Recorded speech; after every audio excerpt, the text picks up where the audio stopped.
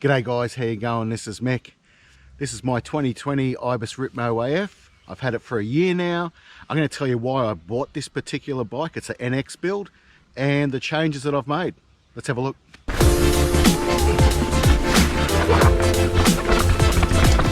Oh,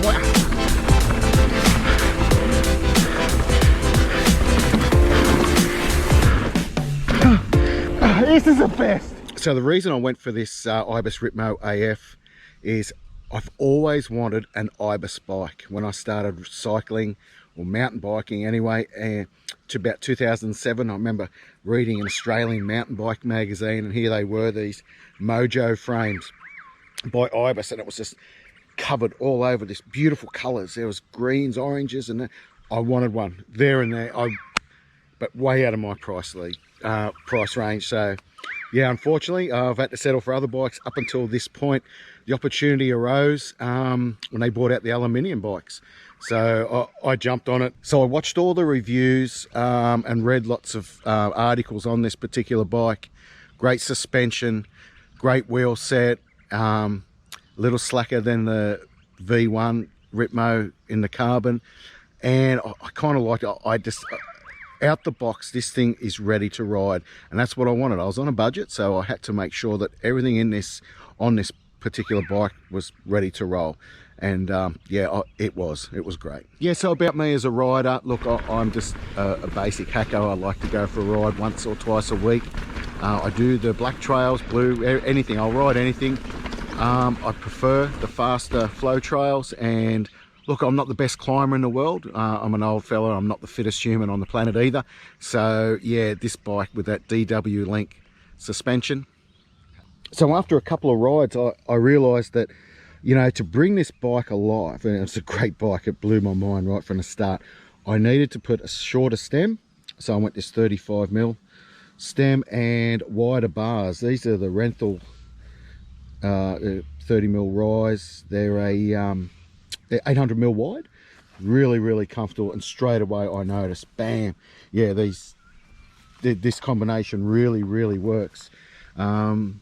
Joystick binary stem, absolutely, like it holds the bars really well, looks pretty cool too, and yeah, massive difference, massive difference. Despite being a huge fan of the grips, the Ibis lizard skins that come with the bike, I've replaced them with these extra chunky ESI grips.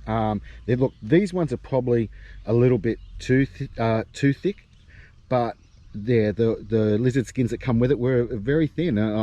And geez, they look good and they're very comfortable like that, but they're just a little bit too thin. I've got these on now. I'm going to go probably one size down, but I really like them. They absorb a lot, and you know, I reckon they look pretty cool too.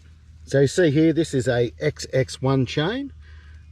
This got swapped out after I had a pretty serious crash. The reason I had that crash is because the chain snapped. I come out of a berm, pedaling really hard, and chain snapped straight over the handlebars into a tree, and I've had about 4 months off the bike as it is now. And yeah, so I just went to the bike shop and said, give me the best chain you got. And I got this XX1. I'm really happy with it. Looks pretty cool. Still not super confident with chains at the moment, but that'll come, that'll all change. But yeah, the NX chain just popped straight away, but I'm hearing that's happened to quite a few. Yeah, not good. So having so much time off the bike being injured, it sort of gave me an opportunity to have a look at different things I would do to the bike, and I replaced the 175mm cranks. I went to 170s.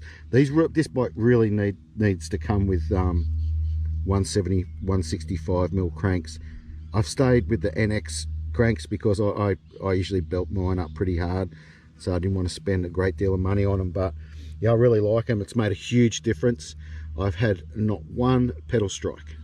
So I've only been for about 6 or 7 rides, so I've not hit one rock on with the pedals at all, or the bottom of the cranks. Have made a huge difference. I just feel really comfortable actually. I've also dropped down to a 30 tooth chain ring. The 32 tooth that come with it, you know, it was okay, but yeah, I just went down to a smaller chain ring basically because we do some climbing up some pretty big hills here. You know, Mount Archer, just to name one, and just to make it easier. I must admit I haven't had to use the 50 tooth on the rear as much since I've had this. But yeah, I really like it. You can definitely notice it's a little bit easier when you're under fatigue, when you're climbing back up trails.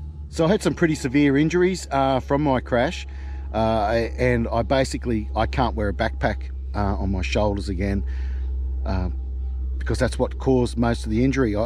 Just getting bashed up there, the dislocation and broken bones and all that sort of horrible stuff. So I had to look at ways of carrying stuff, and like, I wasn't a big fan of anything around the waist, and I've tried it and it's bloody horrible. So I've got this water bottle here.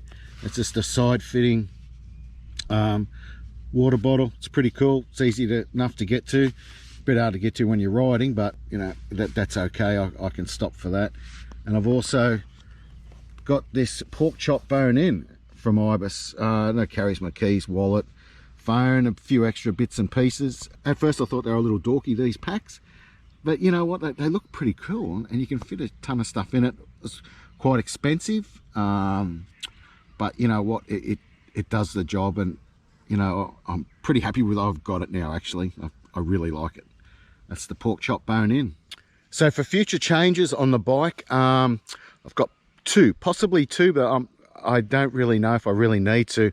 The one would be this rear tyre, the Assegai. Look, he's a little bit heavy on the climbing, but geez, I love it descending. It just feels so good.